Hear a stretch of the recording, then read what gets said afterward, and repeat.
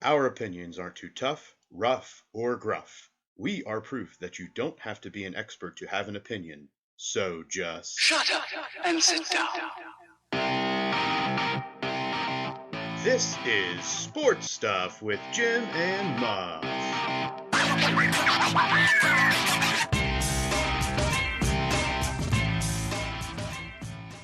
This is Sports Stuff with Jim and Muff. Ka-chow. Is this episode chicken related? I wish it was. Don't believe we have any chicken related items to chat about today. So we're probably not going to get protested. That's good. Okay.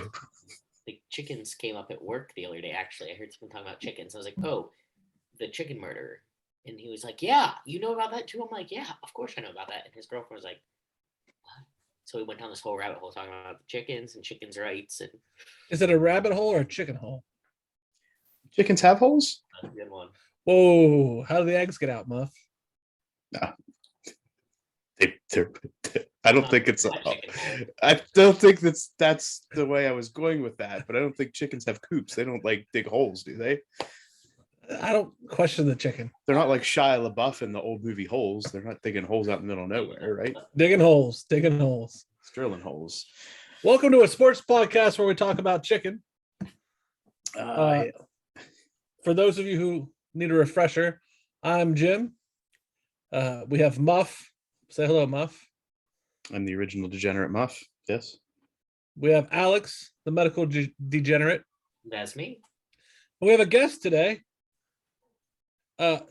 King of the orange bean bag, Mr. Nate. Welcome back. Glad to be back. And you've brought with you Queen of Fashion, your wife, Sam. I'm here. Good to see you, Sam. Happy to be back. So glad to have everybody back. Muff, you want to tell everybody the news, the best news? I don't know. First, at Sports Jim Muff on Instagram and Twitter. Oh, yeah. Stuff, See, I'm the one who said bring that up, Muff, and I forgot it. Go ahead. Sports Stuff W/Jim Ampersand Muff on YouTube, on Facebook. Make sure when you're on these things that you follow us, like it, rate it, subscribe, all the things. Yeah. To share it all of your friends. Because Jim, Jim, Apple Podcast. Hit the like on the Apple Podcast. We need those to go up. be nice. True. Be nice. The best news, the greatest news of the week, maybe of the year thus far, is that Mr. Kansas City Jayhawks himself, Mr. Figure NIL to everybody except for the NCAA. Yep. Mr. What else? Sexist. Don't forget sexist. Give more money to women or men than he does women. True. I'll say that's the NCAA as a whole, but fair enough. He's in charge. So goes the captain. So goes the ship. He is the man. Mr. Mark Emmert will be out as the man ahead of the NCAA within a year. Yeah. I feel like we should take like a 10th, maybe a 16th of responsibility for that. I feel like we applied some public pressure. You know the how four of us. The 16th is out of like maybe like 1/100,000 16th. Like, no, give us our due, man. Okay. I'm taking a 16th of credit for this. A 16th. Okay. Yeah. But he's gone, and it's a good thing. That's like more than 5%. It's like 6-ish%. Is what it is. I got rid of Mark Emmert, and I'm okay with it. Oh, you now. Oh, well, Jim did all his own. Everybody. Well, take a 16th. What is 16th divided by 4? I was gonna say you were 1/4 of a 16th. Right. You were one. Like a little over 1%, between 1 I and am 1.5% responsible. Okay. There we go. So goes the captain. So goes the ship. This past week was also the NFL draft, as we've already alluded to. We're going to hear some snippet from Sam about the fashion. We're also going to take a look into the top 10 picks, our thoughts, our team, how our teams did, and some other storylines coming from the draft this week. And this past week, the Nets officially out of the playoffs. Kevin Durant is a fraud. Kyrie Irving is a bum. Whoa. This took some big swings. KD is a alert. fraud. He's a fraud. Fraud alert. Woof, Muff. All right. I'll go with it. For you, I'm going to back that decision. That's it. I don't like KD, so. Yeah. What else we got going on this week? What other storylines that we're not covering otherwise? What's happened? All I know is the draft. Oh, the Mets. Yeah. The Mets threw a no-hitter using 5 Altogether. pitchers. Yeah, I think that's impressive. they did. They threw a little group poop. Group no hitter. Did you call it a group poop? A group poop?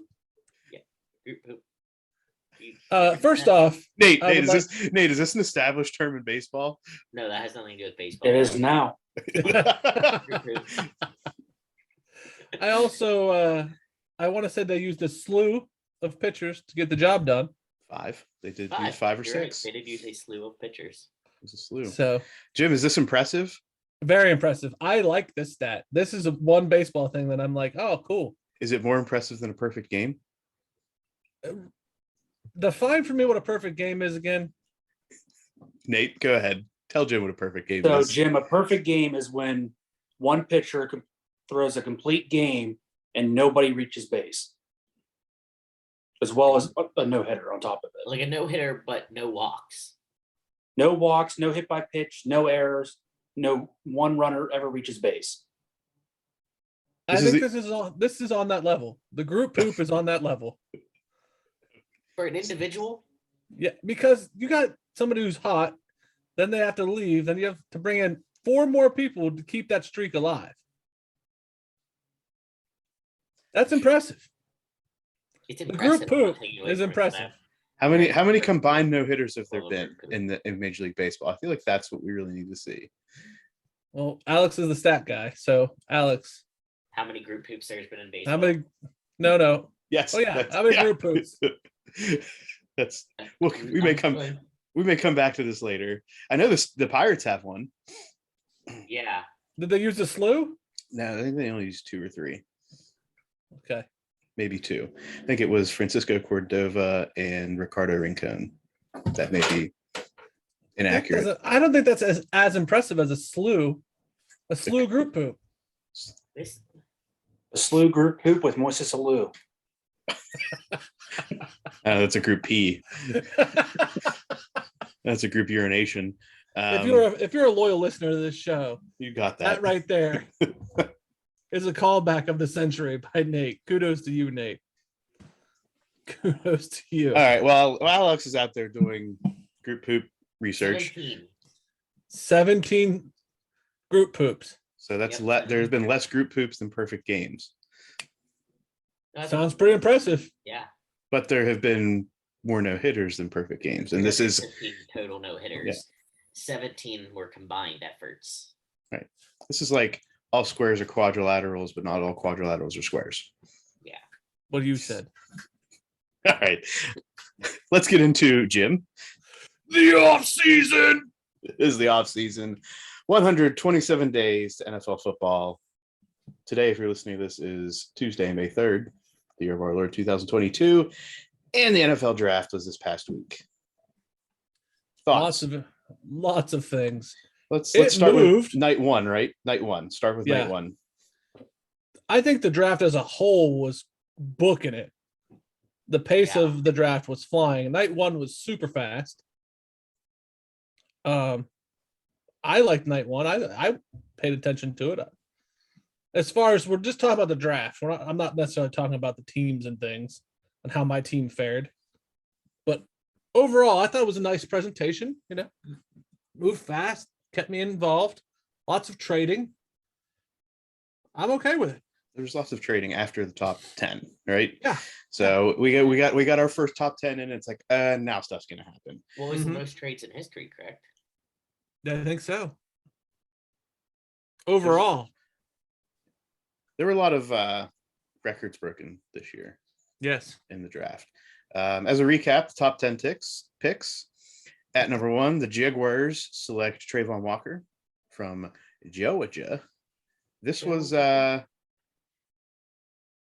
not a surprise. It surprised us. We didn't have it. It was not a surprise after Tuesday. Before Sunday, Monday, Tuesday, everyone was on the Aiden Hutchinson train. After Monday-ish, there was more people on the Trayvon Walker train. So we were misled up until we recorded last week's show. Got it. Which I don't think it was like misled as in that Aiden Hutchinson did anything to drop. I think that it got leaked out that they were going to take Walker and the tides turned. Yeah. I love Aiden Hutchinson to Detroit instead of Jacksonville. More on. I don't know why. I just think Aiden Hutchinson fits the Detroit like gritty kind of vibe that's going on right now. Of course, the Ohio Homer is not excited about that one. Which brings us to pick number 3. The Texans take Derek Stingley Jr. from Louisiana State University. Go Tigers. The Jets at number 4 take Sauce Gardner from Jim. Cincinnati. Bingo. The Giants take Kayvon Thibodeau from Oregon at number 5. The Panthers take Ike Mukwonu from NC State at 6. The Giants back on the board, taking Evan Neal from Alabama. Falcons then take the first wide receiver off the board at number 8, and it's not who we expected it to be. Yeah. I was a little butthurt on this one. This is Drake London from USC, not one of the 2 wide receivers from Ohio State, or the third that Jim will try to tout later on is from Ohio State. Yeah. The NFL touted it. Don't even start with it's just a Jim thing. It isn't just a Jim thing. I'll give him that. Thank you. It was multiple times mentioned by the mass. Everybody and their brother. Yes. On an ESPN network, nonetheless. I know. Wasn't even SEC pandering, Jim. I know. Number 9, the Seahawks take Charles Moss from Mississippi State. And at number 10, the first wide receiver from Ohio, Garrett Wilson, comes off the board. Which I think was a good pick for New York. Of the 2 from Ohio State and the bonus third from Alabama, I think this was good for the Jets. I mean, the sure hand, the sure speed athlete. I think this was a good pick. Okay, Nate, back into the fold here. What of this top 10 was most surprising to you? I think the most surprising to me was nobody traded up to go and get someone.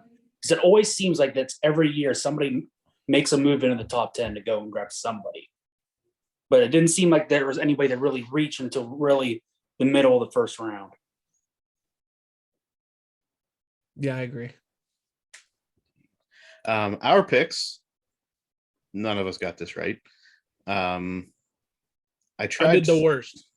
Yeah, I tried to make a quick little way to gauge this. Now, this was not known prior to us making our picks, so I don't feel it's fair because we didn't know this is what we were going to do. But I was just trying to be like, let's figure this out. As far as how far we were away from the pick in which the person we had at 1, 2, 3, 4, 5 was actually to that spot. Jim was 85 picks away, only because Malik Willis did not go to Seattle and dropped into the 3rd round.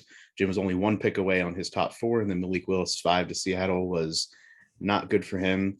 I was the same. I was 1 pick away on my top 4, and then I had Chris Olave going to the Giants, so that was a small slide. And Alex was 27 picks off overall. And again, 4 of Alex's 5 picks were within 1 or 2. And then Alex had Jermaine Johnson going at 4 to the Jets, which did not happen. Well Not done. bad. Not bad. Well done. Not bad for all of us. Which leads us into the storylines of night 1 and throughout the draft. Let's start out with Malik Willis. Malik Willis falls to the 3rd round. He's also the 3rd quarterback off the board behind Kenny Pickett and Desmond Ridder. What do we think are the reasons that this happened, Alex? Where did he go, first of all? Like 80. Went to Tennessee. Yeah, 3rd round Tennessee. I called Kenny Pickett to the Steelers. That was obviously the first quarterback. I just want to drop that first. Right. Second of all, I called the Desmond Ridder was pretty good. I just wanted to throw both of those stats out there that I've talked about openly on this show and got kind of shot down about. I'm not giving you any credit for this. I just want to know what you feel like about Malik Willis, Alex. Yeah, like where you at with Malik Willis? This was not to tout you. This was to talk about Malik well, Willis. I know you guys weren't touting me. That's why I had to tout myself. That's fair. I don't know, to be honest. I mean, I don't know if there was something about his.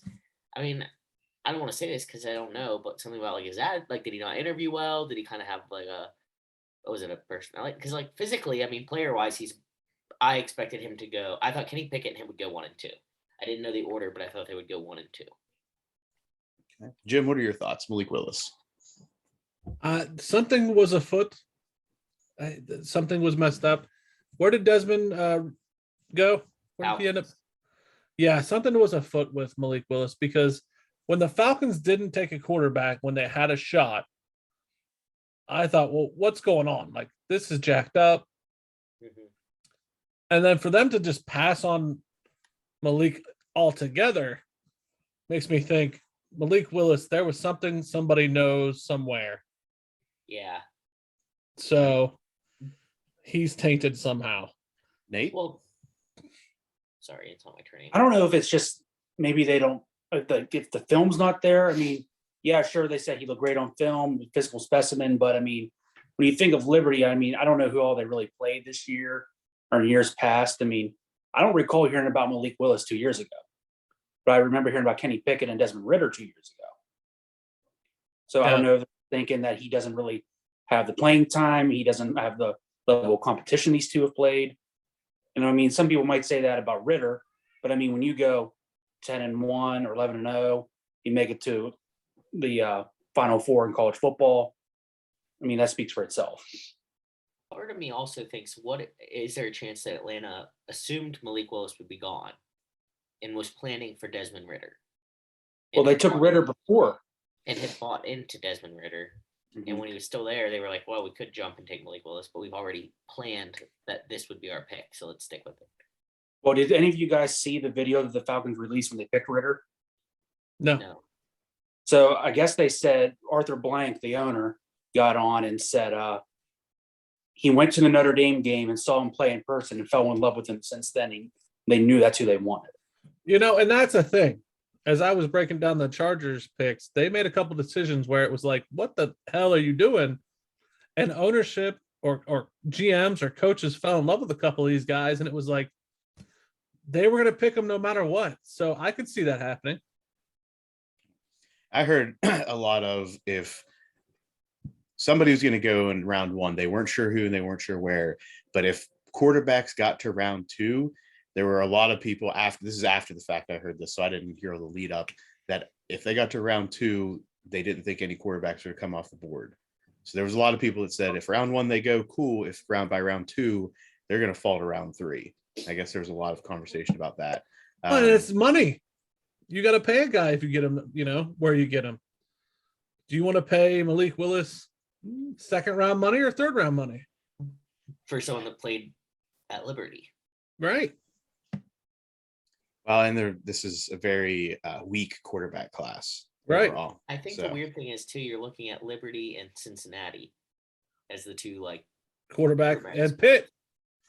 I mean, it wasn't like an Oklahoma quarterback. It wasn't an Alabama quarterback. It was Pitt, Cincinnati, and Liberty.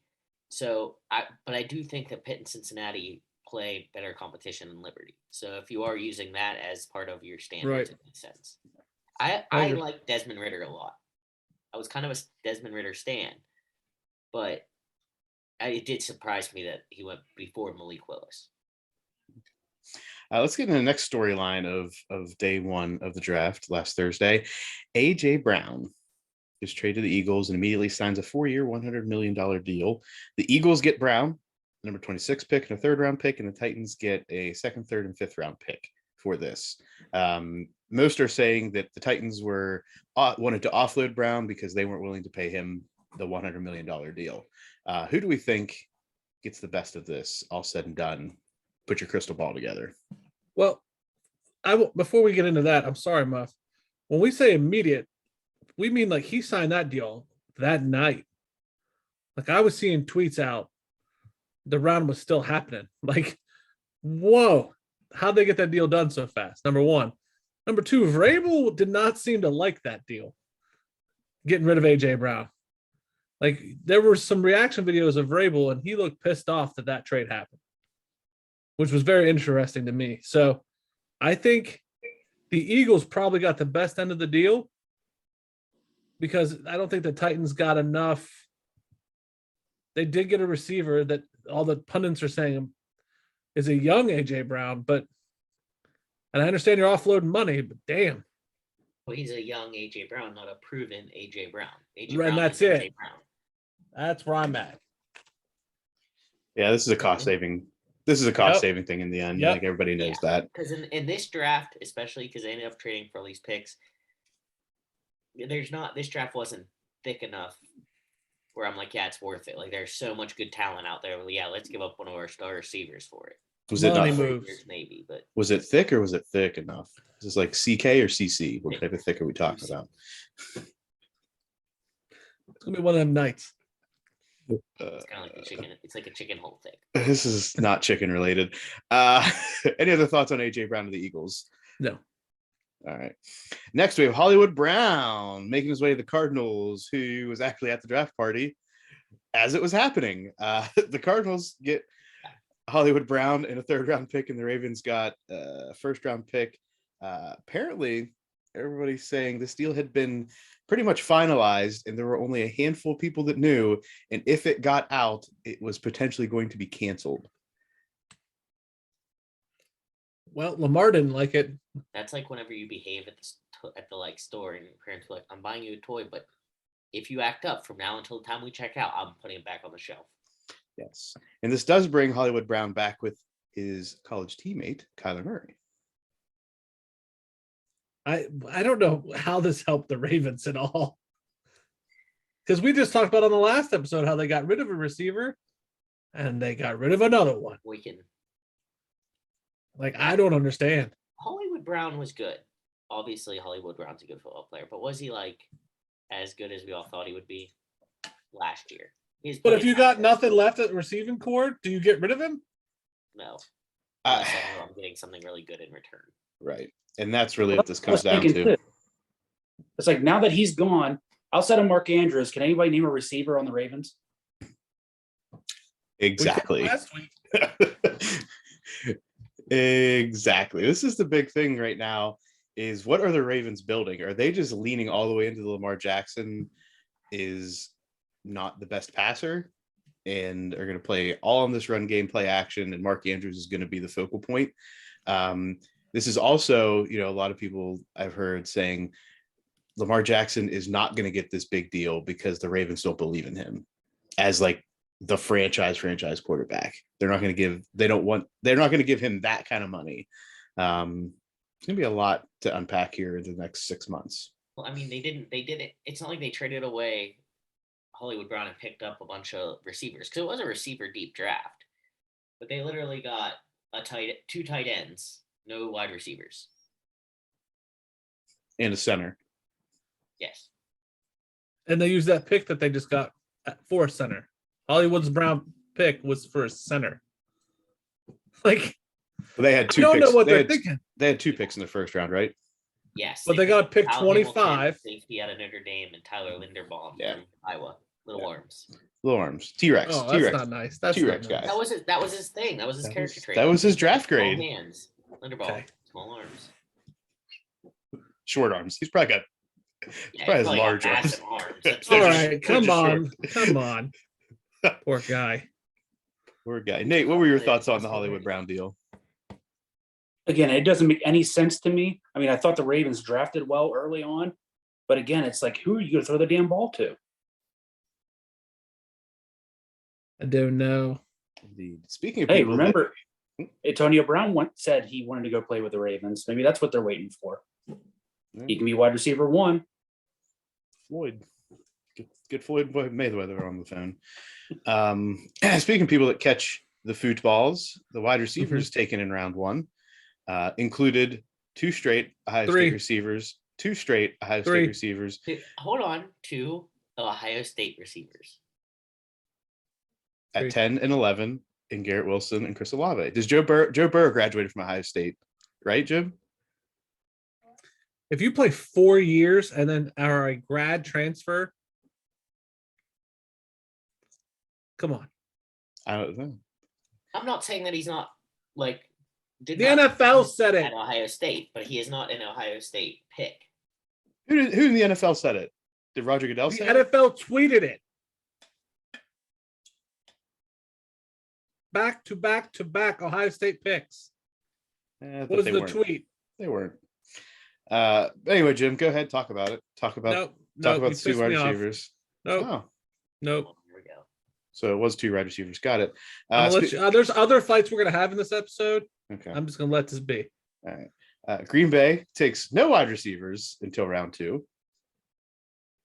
Are we at this point? Is Gutekunst just laughing at Aaron Rodgers, or do we think that this was a good thing all said and done? And I am going to break down the Green Bay draft later. I don't. I'd much rather wait for your breakdown of the Green Bay draft, and I'm hoping you talk about the Aaron Rodgers info that was given to Pat McAfee during your breakdown, because that's the bigger story. Because Jim just took a clip. He took a headline. He's running No, with it. hold on. You don't know what I'm gonna say. I listened to You the don't know whole what I'm interview. gonna say. I listened to the whole So interview. calm your jets. Okay. You're getting very presumptuous in your old age, Muff. Oh, okay. I will say that the Green Bay didn't take a receiver until the 2nd round, but they took 3 overall. Yeah. We've seen in the history of we've seen a lot of really good receivers come out of later picks. It's not always the one you think. That's it. So, And lastly, on the storyline, who saw the video of Sean McVay laughing after the Patriots took Cole Strange? Now, if you want to say like a clip, all I saw was a clip of this. I don't understand it, so you're gonna have to break this down. Okay, Alex, Nate, did either of you see the clip without any explanation, understanding the clip? Because that's really that's the best part, is if you don't understand it. I don't. Yeah, that's what I saw. I just saw him laughing about it. I didn't see the I explanation. don't know. Okay. So this apparently was Sean McVay and the Rams GM were sitting. They didn't have a pick till like the 3rd round. So they're just like watching the draft and taking it all in.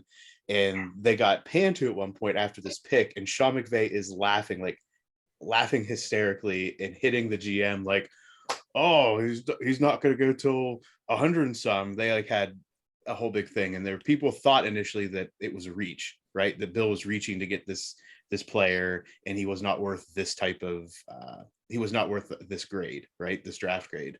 Apparently afterwards, Sean McVay said, "I actually had him in like a 1st, early 2nd round grade. The GM did not have him to like 100 some on his board."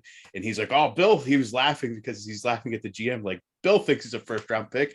I think I'm right." So apparently that's what went down, and people were taking it out of context and saying like that they were laughing at Bill Belichick for taking him that early. Yeah, I don't think anybody laughs at Darth Vader. I think Just let him live. bulletin board material. Yeah. Apparently Bill and Sean McVay are cut from the same cloth and grading players on this. So any other storylines from really day one was the one that you heard the most about, but any other stories we want to chat about draft related? I want to hear the fashion side of things. I'm ready. Here I come into the little frame. Oh, there I am. Okay. Let's see. So I only got to see like the first. Nate, you're gonna have to move the iPad a little bit farther left. Oh God. This is why we don't have. Okay, I'm just gonna hold it on myself. Maybe there we go. Okay, no, hold it right there, Nate. I'm not holding it. Okay, we're good. This is not a good angle though. Okay, so I only got to watch like half of the 1st round, but there was some bad ones. So we have Garrett Wilson in a white and a gray two-tone ugly suit is exactly what my note says. Okay. It was bad. My notes. Jordan Davis, black suit, red stripe, and a sparkly necklace. Aren't all necklaces sparkly? This was like a chain, but not like a small chain, like a thick dog chain, like that you would chain a dog to a set of, like, you know. Oh wait, does it help at all that He was from Georgia, and their mascot is the Bulldogs, and their colors are red. That's making it worse, actually. That he was theming himself. I was just curious if that helped or hurt. Yeah, Nate's totally shaking his head. I'm gonna let you keep going. Lewis Riddick. This is an He's announcer. someone- Yeah, he was the announcer. He had on a bright pink suit jacket. Did you like that? Not like that? No. Mm-mm. So is these all the things you don't like? Yeah, because so there was one guy that was dressed very nicely, and I can't remember who it was now. Nate, do you remember? Nope. There was, Haley. it was another one of the announcer guys, I think, but he was dressed very professionally. I feel like it's like more of a professional thing. You should be in a nice, well-fitted suit. Your pants should not look like a flood's coming in.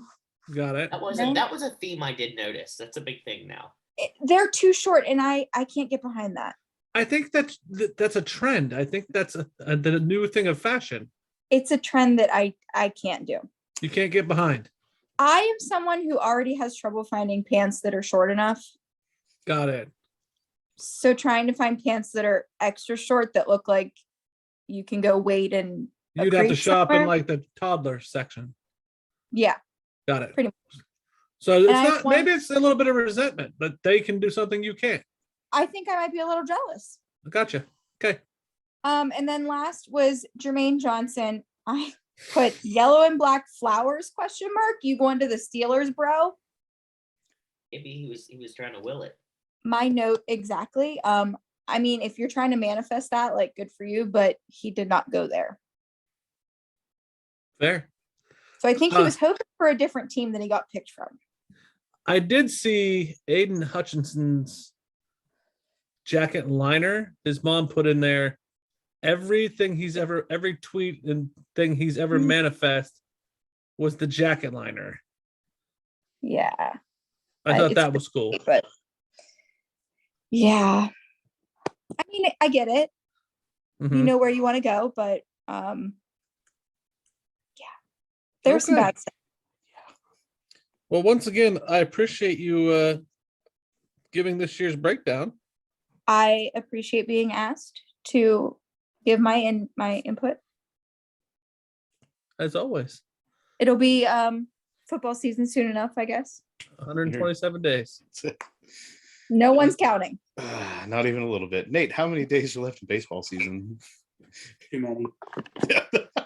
In high school baseball, not a lot. In Major League Baseball, too many. There we go. All right, now let's get into a little bit of what we thought about our favorite teams. To keep Nate on the track here, let's break down the Bucks before we start yelling at each other about the other teams. Because I don't know if we're going to yell at Nate about the Bucks. We may yell at each other about the other teams, though. Yeah. All right, let me get down here to my notes that I have for the Bucks here.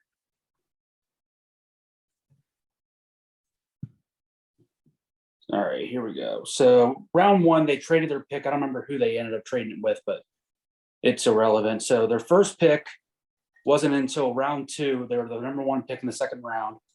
And they took a defensive tackle, Logan Hall, out of the University of Houston. I think he could potentially start out of the gate for Tampa only because they're getting a little older at the D tackle position. Sue is still unsigned, so I don't know what in the world's going on there. If he's one of those guys that wants more guaranteed money, but he's also like 34, 35 years old, which is getting old for a defensive lineman. Okay. Later on in round two, they took, I'm going to watch this last name, Luke Gadecki. Maybe I didn't, I don't know. Offensive guard out of Central Michigan. They did need a lot of help because both offensive guards are gone. Alex Kappa signed a free agent deal with the Bengals, and Ali Marpet retired. So I think Marpet definitely caught him off guard. Kappa, I don't think they're able to re-sign quick enough after Brady announced his unretirement. So I think he can come in right away. They do have another guy that played a little bit last year as like the sixth offensive lineman and some goal line packages. So I do think this Gadecki has a chance of starting. And they seem to do well drafting these small school guys like Central Michigan because not Kappa, the other guy, the Marpet, I think was actually a D2 guy. And then their next couple of picks were absolute mind bogglers to me. So the round 3 pick, they took a running back, Rashad White, out of Arizona State. And I didn't understand this pick. They didn't need another running back. They just re-signed Fournette to a 3-year deal. They have a running back, Keyshawn Vaughn, they drafted out of Vanderbilt a couple years ago, who looked like he was doing all right. They re-signed veteran Giovanni Bernard to a 1-year deal, who's a longtime Bengal. I guess the only thing they could think of is maybe Bernard's going to be another one and done deal, and maybe try to get Brady a pass catcher out of the backfield. Is he a returner, Nate? I believe he might be, but they also drafted a receiver last year, Jalen Darden, to kind of do that, and Okay. he never kind of really took off with that. Okay. I was just curious. That's the only thing I can think of is a special teams person. Was that they were looking to fill? Yeah, that's where I think this guy's going to end up being as a special teamer. And then they had 2 4th-round picks. Their first 4th-round pick was a tight end, Cade Otton, out of Washington. Fills a depth need with them losing O.J. Howard to the Bills, which I thought they grossly underutilized O.J. Howard coming out of Alabama. But he did get hurt 2 years ago where he tore his Achilles in like the first or second game of the year. And then once they signed Gronk, I mean, he really didn't really get in. And then their next pick in the 4th round, they drafted a punter from Georgia, Jake Camarita. And I have here written, seriously, haven't the Bucs learned from the last time they drafted kickers in the draft, aka Roberto Aguayo and Matt Gay? I mean, Aguayo's 2nd-round pick, what he'd last 1 season, if that. Best accuracy in college kicking, and then the NFL, he shit the bed. That Gage just won a Super Bowl, but Yeah, I mean, just like with the Pirates, you let them go and they start kicking well, whatever. But yeah, I mean, the Matt Gay experience was not good. And then I guess the only reasoning behind that is to get cheaper at the position, because I think I did read their punter was scheduled to make like $3 million this year. Then moving on, round 5, Zion McCollum, a corner from Sam Houston State. So from what I've read, they think this guy's going to be a potential sleeper pick. He ran a 4.33 at the combine and had 13 interceptions in his career. But the question is, he's a little undersized guy, and is he going to be able to produce with the bigger name guys under the brightest lights coming from the FCS level? And he's another guy I think that's probably going to be a special teamer early on. And then 2 more picks. They had a 6th round. They took another tight end, Cope Clift, out of Minnesota. Probably be the 3rd or 4th tight end. I think once Gronk gets re-signed, I think it's just a matter of time. He'll be behind Cam Brayton. I think he'll also be behind the other guy they drafted earlier. So he might just be like an extra goal line guy or special teamer if he even makes the team. And then the 7th round guy, from what I read, they were just blasting him. Andre Anthony, an edge out of LSU. From what I read, they said he missed most of his final season with a knee injury. Come November, he's going to be 26 years old, and he had 3.5 sacks in only 3 games played this season. And they don't even think, from what they've read about him or given about it, the one guy on BucksNation.com said, if I can get a draft grade an F, I think I would here. wow. It's a lot of positive vibes going into that one. All right, Nate. So what do you give the Bucs as an overall grade? Overall, I give the Bucs a B-. I would have liked to see them draft a safety. They did sign Logan Ryan, who was with the Patriots and then with the Titans, who notably was Tom Brady's last pass as a Patriot was a pick 6 to Logan Ryan. So they got some veteran safety help. But, I mean, he's getting older, and then they lost their other starting safety, Jordan Whitehead, to the Jets in free agency. All right. Good breakdown. Good breakdown, Nate. I like it. We'll see how happy Tom is coming into the season. Any other questions for Nate on the Bucs? No, I thought it was a pretty solid job. All right. Let's go to Jim and the Chargers. So I did this one very analytically. I did the Browns as a true Cleveland fan. So I'll do the Browns. Round 1, we got Zion Johnson. You said Chargers. I'm sorry, I did the Chargers. Round 1. Jim say he's a true Cleveland fan. He did. That's all I heard. Jim's a true Cleveland fan now. I've said I did it as a true Cleveland fan, like I was impersonating them. Okay. Round one. Round one for the Chargers, Zion Johnson, guard / center from Boston College. I thought he was the best guard in the draft, Pro Bowl potential, great pass protector, everything they need to protect the Golden Goose. Round three, JT Woods, safety out of Baylor. He's an athletic safety, adds some speed, great ball skills, will struggle against the run. That's a replacement pick, right? Because Yeah. they just lost what's his name to retirement. Yep. Isaiah Spiller, running back, Texas A&M, very talented, probably the same as Larry Roundtree and Josh Kelly in a lot of ways, but like we have them. The running back room's kind of like full. Couldn't we have used that pick for a wide receiver? I don't know. Take Calvin Austin here at wide receiver. He was there. Why not? That was my biggest comment I have on the Chargers draft picks is why the running back. What are we doing? Otito, I'm going to butcher the last name, Ogbanida, defensive tackle from UCLA. It was a great ad here, solid run stopper, add some depth to that defensive line. If he develops to be a pass rusher, that's a bonus. Round 6, Jamari Salier, guard from Georgia. This is amazing. A lot of people had him in the 4th round. I think he'll be good enough to start day 1. And again, protect that Golden Goose.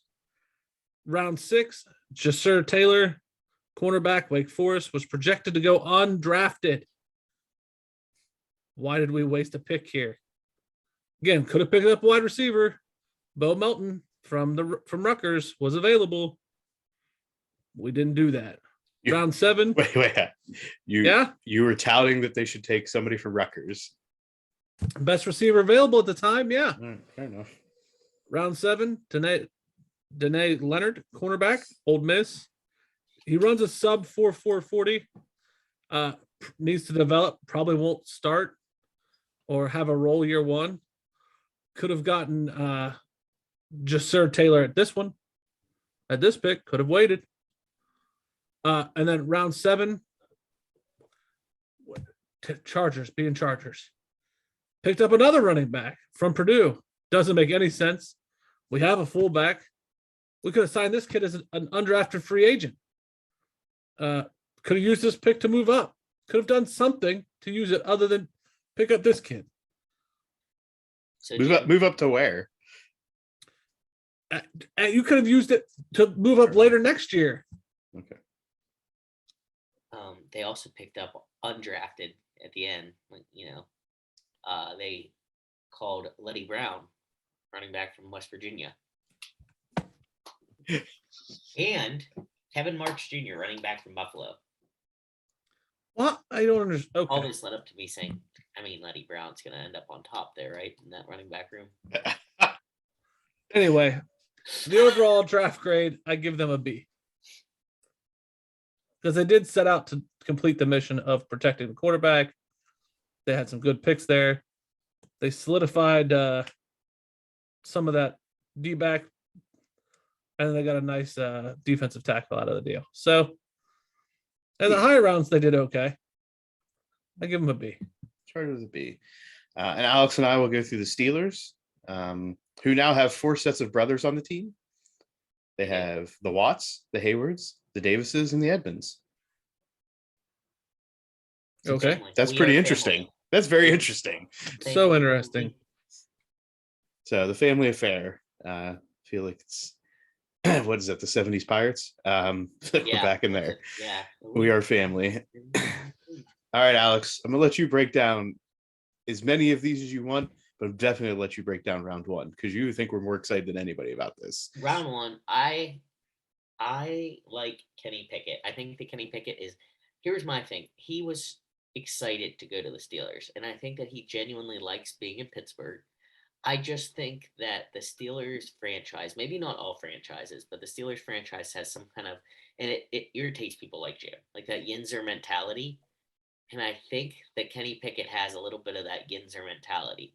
Like he's going to come in as a hometown boy, and I think there's something about that I like. And I will admit that it is a full-blown Yinzer take as to why I like this pick, I think. I mean, not that I think he's a bad quarterback at all. I think he'll do fine. But that's why I was excited about it, I think. And I'm willing I agree. to admit that. Do we think he could have been had later in the draft? That's the question that is being discussed. So I think Yeah. yes, because I mean, no quarterback went in round 2, but with so they that, but highly of these other quarterbacks. do you think the Falcons still would have taken Desmond Ritter if Kenny Pickett was on the board too? Based on that video I saw of Arthur Blank, I'm going to say yes. Okay. I don't Maybe, know. but I'll take it. Yeah. I knew that they were going to take a quarterback. I mean, everyone knew they were going to take a quarterback. I'm glad they addressed it. I like the 2 receivers that we picked up. I think we need a little bit of receiver help. My biggest beef from the draft is we didn't take any offensive linemen, but I will say they grabbed a couple off the undrafted list. So The Steelers going into the draft had a lot of they've made other signings, right, in the free agency. So round 2, the Steelers pick up George Pickens, wide receiver from Georgia, a round 1 talent, but has had injuries and some other off the field concerns, which allowed him to fall. This is a wait and see. And yet again, the Steelers pick up a wide receiver that doesn't have the best track record. wide receivers from Georgia have done really well It's at true. Pittsburgh. It's true. Nice word. Shout out. Shout out. Round 3, the Steelers take to Marvin Leal, defensive lineman, A&M. This just adds depth. He can play actually inside and outside on the line, especially with the Steelers being uncertain on Stephon Tuitt for next season. They needed to add somebody in this role just to add that depth. And round No, I was just gonna say I don't hate that they picked up a defensive lineman because I think they have with like Tuitt and Hayward and those guys. I think can coach up someone that's like decent and make them a good. Yeah. The 4th round, the Steelers get wide receiver in Memphis, Calvin Austin, who Jim has already mentioned, could have gone somewhere else. This is the slot receiver that I think is envisioned to replace Juju Smith-Schuster in the system, in the scheme. So expected somebody to come out of this. I didn't expect 2 in the first 4 rounds, but here we are.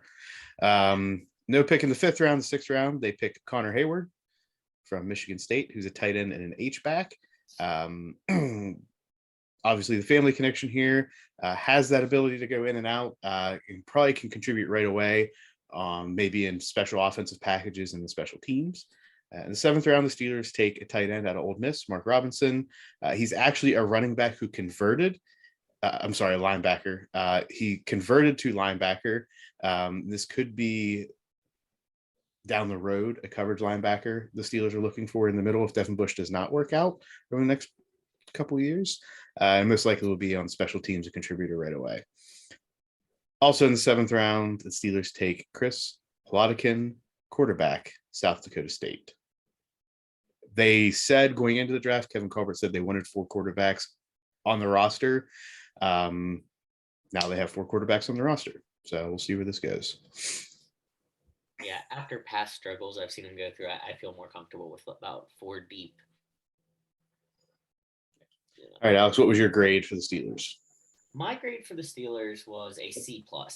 And I think I'm being a little harsh. I think I should have gone B-, but I was really looking for like at least one solid offensive line pick. That's right. I think honestly, I might change it to a B-. I know they're kind of the same, but C sounds harsher. Okay. I'm going to B+. Kevin Colbert, I think, did a solid job in his last draft. As is usually the case with the Steelers, in my opinion, they take the obvious choice. The only one that may have been a reach is their 1st round pick. But if you said you need to get the next quarterback and you're not willing to go in free agency, you got to find him somewhere. It's got to be in the draft. So any questions to us on Steelers? Not questions, but I got 2 points I want to make about the Steelers draft. Well, I guess one's a question. One, they didn't draft a linebacker this year. It seems like every year they draft a linebacker. Mark Robinson is a linebacker from Ole Miss. He was converted. Okay, because I saw your note said tight end and it was converted, so I counted your yearly linebacker drafted. And then, did anybody else find it ironic that Chase Claypool announced they drafted a receiver? Yes, I totally. And he didn't even say it. He just said George Pickens, Georgia. He never said wide receiver. Yeah, my dad and I were watching it, and we said the same thing. We were like, he didn't want to announce to the competition. Jim, questions, comments? I got nothing. All right, let's move on to some secondary teams here. Jim, do you want to go first with the Browns? Or do you want me to go with Packers? I'll go to the Browns. So they pick up round 3 in their trade from Houston. They got Martin Emerson, cornerback, Mississippi State. And if I'm a true blue Ohio person, why? You need help on the D line.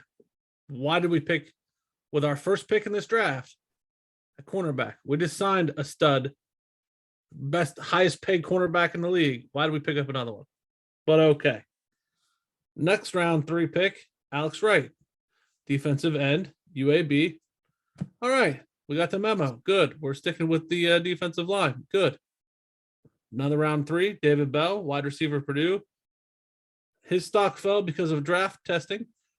We might have got a diamond in the rough here. Or the draft testing says this guy's a moron. Cleveland's luck, probably a moron. Is it that testing and not like the physical capabilities testing? It was that testing. Okay. Round 4 from Houston, Perion Winfrey, defensive tackle from Oklahoma. Hey, another big win for the defensive line. Great. Round 4, Cade York, a kicker from LSU. Now, if you're a true blue Ohio guy and you pay very little attention, you just hope they win. You think, kicker. Then you go, wait, this is Cleveland. We suck at the kicker position. This kid hasn't missed a point after attempt in 2 years.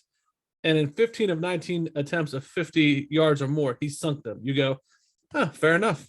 I guess we'll take this kid. I mean, you've seen how many games have been coming down to a field goal and missing. Yes. And stuff. I don't hate taking a solid kicker. Exactly. Round 5, Jerome Ford, running back, Cincinnati. This is a setup for next year when they'll probably lose Kareem Hunt and Ernest Johnson. Round 6, Michael Woods, wide receiver, Oklahoma. Nothing real amazing. He'll probably be competing for a spot.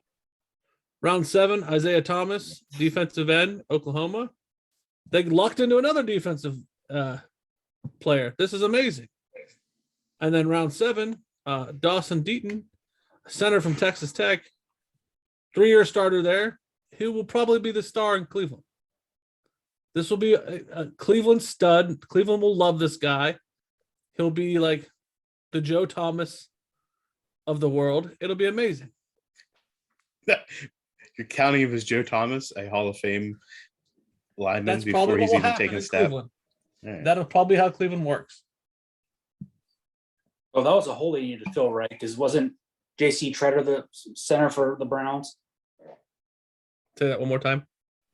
Said they needed to fill the center position, didn't they? Because wasn't J.C. Treader Yeah. there? Yeah. And they cut. Did anyone picked him up, by the way? I don't know. I don't think we've talked about him yet. I don't know what's going on Yeah. with JC Treader. Oh. All right, Jim. Baker was not dealt. Yeah, Where does Baker go from here? nowhere. If Indians in what do we call Ohio land? What do we call Browntown? Browntown. Browntown Brown chicken, Brown town. Sorry, This not chicken related. is That was chicken related. bad. That was an accident. That brought the chickens again. But it's the thought to the group. What happens with Baker Mayfield? Does he stay in Cleveland or is he going to be gone before the season starts? Can they release him?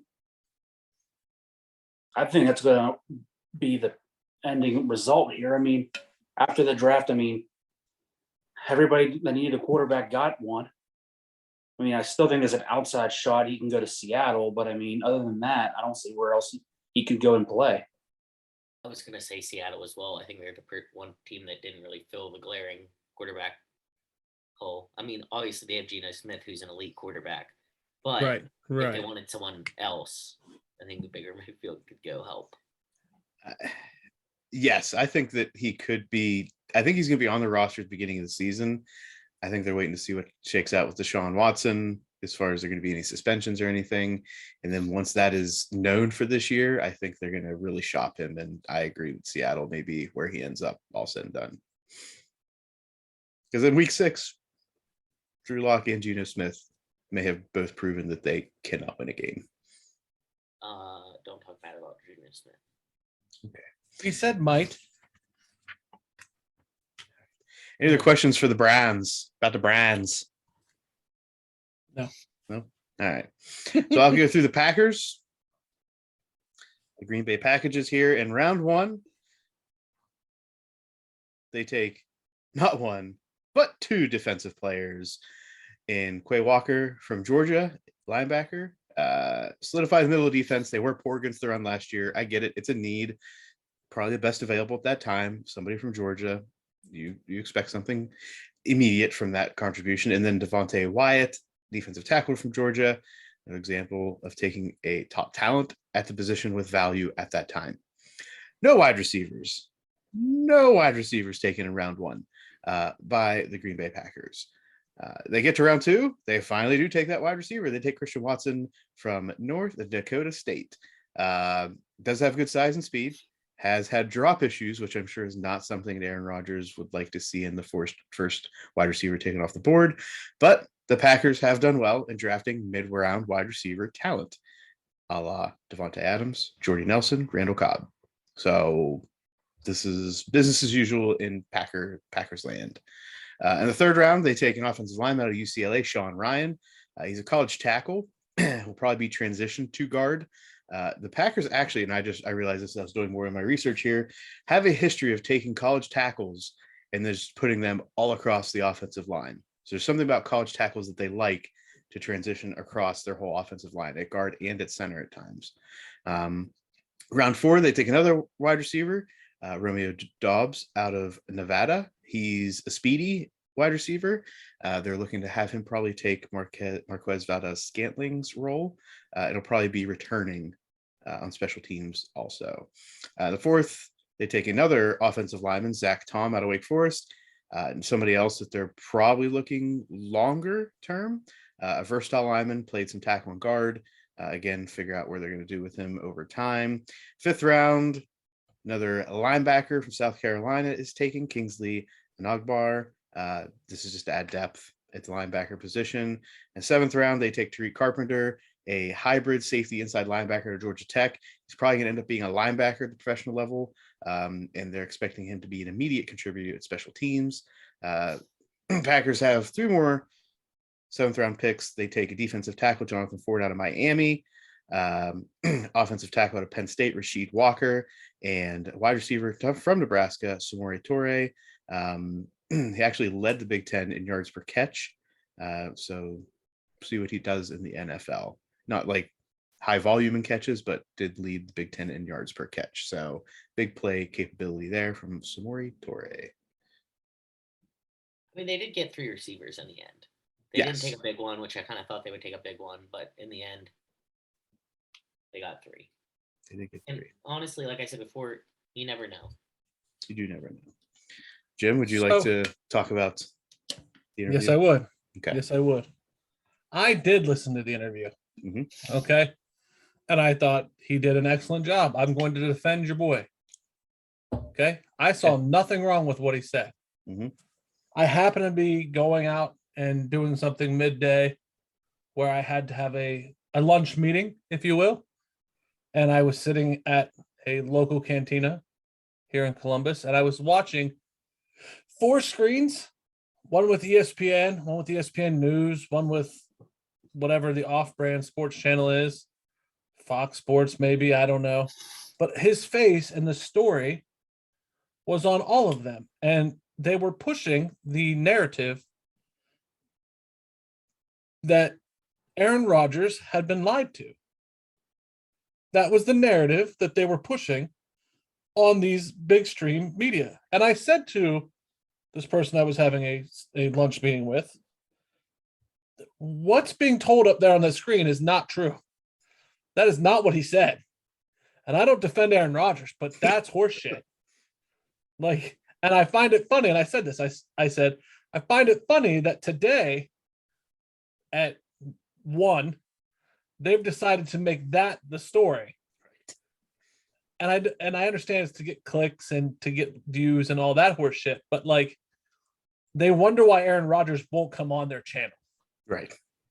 That's why. Because he didn't say he was being lied to. He just flat out said what the story was. Mhm. And I think that was horseshit. Like I've never seen sports media take such a spin as they did there, and that was awful. Awful. It was pretty bad. He was getting tossed all the way under the bus for just huge. snippets from his interview with his 15, 20-minute interview Yeah. at McAfee. They were just taking sound bites all over it and just making him look like that he was, whether it was being selfish for what he did in Devontae Adams leaving, or the narrative that you were seeing, that he was lied to about their position moving forward and how they were going to draft. So now I also find it funny. I happened to be listening to the radio that morning to Columbus radio, and they did him justice. They actually played like the whole, well, I'm not gonna say the whole thing, but they played the soundbite clear through, and it was very much like, hey, he did what he's got to do. I knew what was going on. He knew what was going on. I'm going to miss him. I think he's going to do well there. But ownership and we knew the score. It is what it is. I think one thing I'm going to critique about, if I had to, was he said something to the effect of, I helped him get to where he's at. I helped him get that spot in Cleveland. Or not Cleveland, in Las Vegas. Which I thought was like, okay, his talent did kind of help him get there, sir. But overall, like, the media butchered him on that one. Any thoughts on the Packers?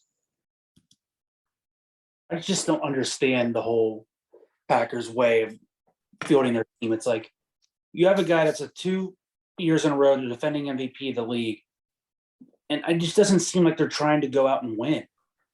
Like, you trade away your number one, you don't make any big moves to help your 2-time defending MVP. It's just, if I was a Packers fan, I'd be so frustrated right now. Here it is. Frustration from Packerland.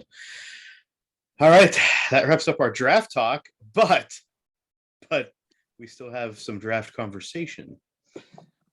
Well, Jim has brought forth a couple topics for the world, which we're probably going to spark some debate.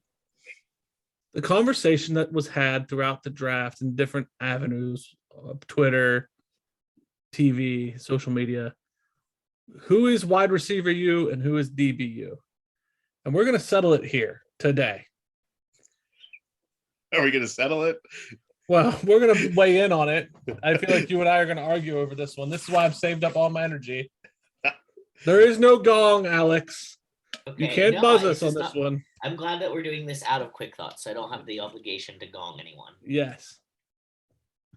So, Muff, I see you brought your stats. I see you've come ready to play. As have I, but I didn't load them up, so you couldn't gear up to beat me. So, you want to present your case first of who is? Let's start with wide receivers. I want you to present the case that you would like to first, as far as you're the one that wanted to bring this up. So I got to understand what we're trying to settle. Who is wide receiver you and DBU? Yes. Okay. We'll start with wide receivers. Okay. Let's do it. The most wide receivers drafted since 2000. The top 5, tied for first, LSU and Ohio State at 22, Florida at 21, USC at 18, Clemson at 16. Okay. All time, since 1967, Miami and USC are tied at 40. Drafted Florida, at what point? At what point? At all. At all. Okay, so these are big numbers. Got it. Yep. Florida and Tennessee are tied at 37. Okay. And Ohio State comes in at 5 at 35. Okay. If we're going to call it wide receiver U, I would think you have to graduate from the U to the league. So does this go back to earlier saying that Just the modern era? you have to graduate from the school?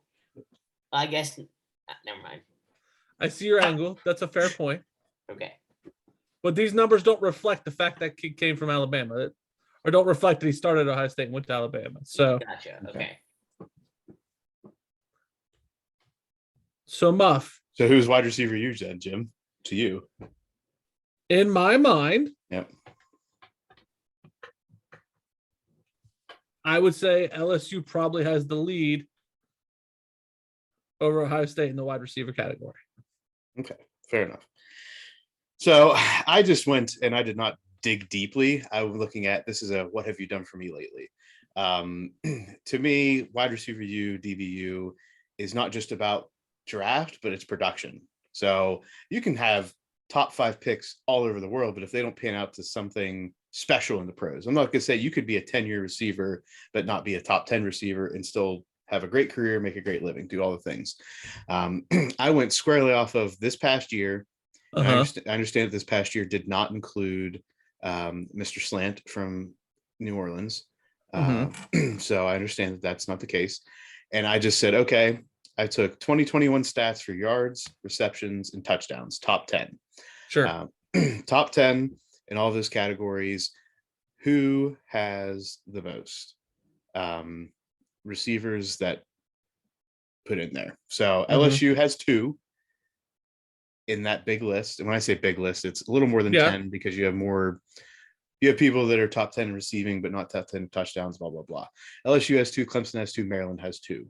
Ohio State has 0 in this list, as in 2021 stats, top 10 yards, top 10 receptions, top 10 touchdowns. Again, Clemson, LSU, Maryland all have 2. Ohio State has 0. Penn State had 1. So it's a very microscopic, like you're looking at a very micro level here. Right. Well, I mean, I ran these stats myself. I'm not going to go back 5, 10, 15, 20 years to see what it was every year. Obviously, what's his name, Jim? What's Mr. Slant's name from New Orleans? I'm running a blank right now. Oh, he's the top. I wanted to see if Jim knew the top wide receiver in the league over the past 5 years from Ohio State. So obviously he's top 10 receptions over the past 5 years. Yards as well. I don't know about touchdowns. I forget where he is in touchdowns. So he is a person that would most likely be in this category if he was healthy this year. But given that and given the history, I'm going to still say LSU is wide receiver U of the past 20-ish years. So you said LSU. LSU. Now, and I was waiting. What do we think? The other two. Wait. What? Alex, what other Nate. 2? Alex, Oh no! Hold on. Okay. I gotta give him some more info. Okay. What, is it rebuttal? introduced- Rebuttal? It's rebuttal? Yes. So you didn't even bring all your points out? Yeah. Hell yeah, I knew it was geared up for. ESPN ran this whole thing. And they used not just one star, they used the plethora of receivers from a team. Slew. And their top 5, a slew, if you will, yes. Their top 5 from wide receivers is USC, LSU, Oklahoma, Alabama, Ohio State. So USC sneaks in there for the plethora as a whole, and then LSU. So So what was that number? Just number of wide receivers in the league? And how they perform. So it's mine and yours, and then the combined. Gotcha. Alex and Nate, the floor is yours. I don't know. I think I agree with the LSU right now, especially with the young receivers. When you look at Jamar Chase, Justin Jefferson, just taking the league by fire right now. Yeah. I mean, if I'm a young high school player, I'm like, yeah, I want to go and play where those guys and get coached by those guys as coaches. Yeah. He just thought OBJ was just in the Super Bowl. Mm-hmm. So we've decided here on the show, wide receiver U is LSU. It for some reason, and this is going to sound weird, but like if you would have asked me that without any statistics or really thinking about it, Ohio State is one that jumps out. But when you break it down, I think I'd go with LSU. Okay. And that's fair. That's fair. Now, DBU. Muff? DBU. I'll go first since you went first last time. So I have two sets of statistics to say to the world today. Number one, since 2007, arbitrary number that I found, but it's a stat that I found. LSU has had 5 defensive backs selected in the top 6. All other schools combined for 5. Since 2007. Since 2007. So the last 15 years, LSU has had 5 defensive backs selected in the top 6 picks in the NFL draft. All other schools combined have 5 during that time period. And according to Pro Football Network, they ranked defensive backs 1 to 32 over the past year. And the most within that list are LSU with 3, Bama with 2, Ohio State with 2, Washington with 2, Auburn with 2. Again, that was the top 32 as rated by Pro Football Network. And they had LSU as the top. So based on those two stats, I'm going to say LSU is also DBU. Okay. Overall drafted through 1967. Okay. Its defensive backs were the same as they are now. Got it. Ohio State has 53. Mhm. USC has 51. Notre Dame has 49. Nebraska has 48. Oklahoma has 45. Okay. I tried to break it down for first round draft picks. Can't find that stat anywhere. I tried real hard. ESPN has them. DBU is Ohio State. LSU is 2. Bama is 3. Florida is 4. Miami is 5. Is there a time frame on what Ohio State was looking at? Was it all time, last 20? For the ESPN or for what I said? ESPN. Because you said you were using that for one of them. That was up until the end of last year. Okay. So I'm going to say Ohio State's DBU. Just based on draft numbers Yes. from 1967 to present. Yes. I don't know about that one. I would give Ohio State wide receiver U before I give them DBU, I think. I'll second that.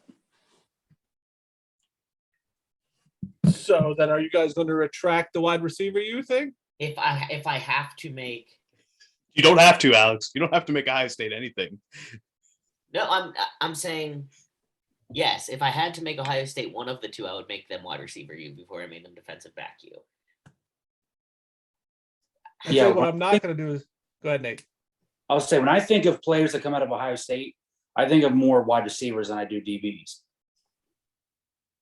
But I had to look up a little bit just to make sure I had the right, like Marshawn Lattimore, Denzel Ward, Eli Apple. Like, they're good. But then you look at LSU for defensive backs. Patrick Peterson, Tyrann Mathieu. I'm going LSU is my defensive back. And do I want to make LSU too? I don't know. I think that gives a lot of prowess to LSU on paper, though. I mean, on paper, I say LSU is both wide receiver U and defensive back U. To Nate. So for me, I'm kind of between Ohio State and Alabama's DBU. I mean, like Alex said, you got Marshawn Lattimore. You have the name is escaping me now that Jim mentioned earlier, the highest paid corner in football now. Denzel Ward. Yeah, Denzel Ward. And then looking like some of the DBs that I know, and then just looking at a list of current in the NFL from Bama, you got Trayvon Diggs, who had one hell of a rookie year with the Cowboys. You got Minka in Pittsburgh. You got Marlon Humphrey in Baltimore, Eddie Jackson in Chicago, Xavier McKinney with the Giants, and Patrick Tan at Denver.